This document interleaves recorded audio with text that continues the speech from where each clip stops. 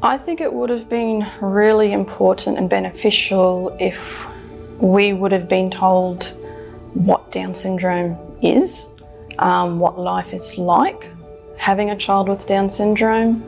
At that stage of the diagnosis, we were given no information whatsoever. I didn't know how she would fit into society. I didn't know anything about what her health was going to be like. Was she going to be a burden on our family?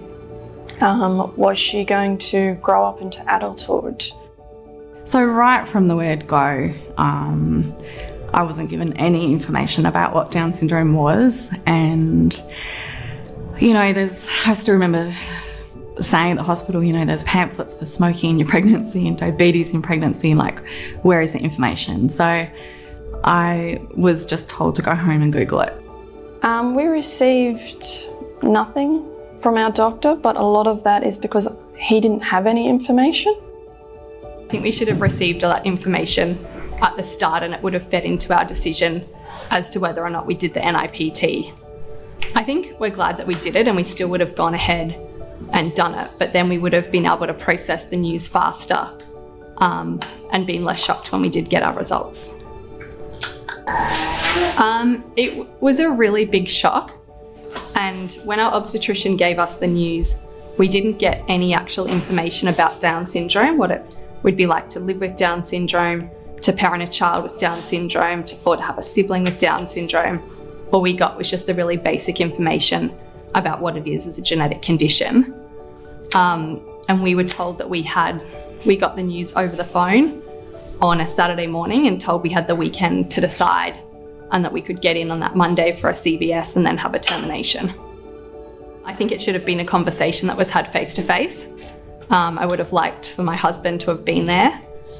And then just a lot of the language that was used really made an impact to how we received it. So the conversation started with, I've got bad news. There's a high risk of Down syndrome. And then there was no discussion of, you know, no one asked us, no one even asked, do you know what Down syndrome is? That pivotal moment can determine how your life, how those parents and how the family life will take. That pivotal moment can change everything. And it's so important that the beginning is set on the correct path, because if that path is not set in the right direction, it can have emotional damage, trauma can be caused, mental damage, physical damage. We didn't have any information regarding Down syndrome and how it worked, and we weren't really given anything. We were given a lot of the negatives, what would probably go wrong and what would be the difficulties, etc.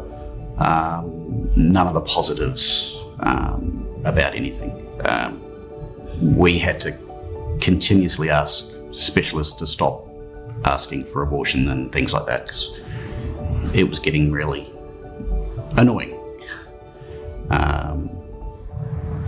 But the information was the big thing, trying to get head around what was going to happen, not so much the bad things, but what could happen in the future and how the good things could develop. There was a lot to be said for the way the doctors and nurses, albeit for some out of a lot of probably love and care and wanting to help, just scared the bejesus out of us. When I was told that Charlie may have Down syndrome, and then a couple of days later the blood test confirmed that he did have Down syndrome, the language used at the time was so inappropriate in terms of what our life could look like, in the sense of, I hope to God that I'm wrong.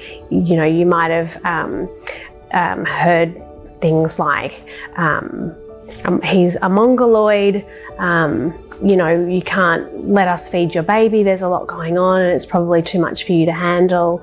There was so much of that I think that in hindsight, if you could go back in time, It's very normal, I think, that parents would be fearful of such a diagnosis and have a lot of their own questions and a lot of their own sort of fear in terms of what the future may hold. So in terms of a healthcare professional, be it the doctor or nurse, having people that are level-headed, that have the right information, that are really there to actually provide care and support would have made an enormous difference, because the fear would have remained, but having someone there to say, you know, that's okay to be afraid, but this is what you need to know.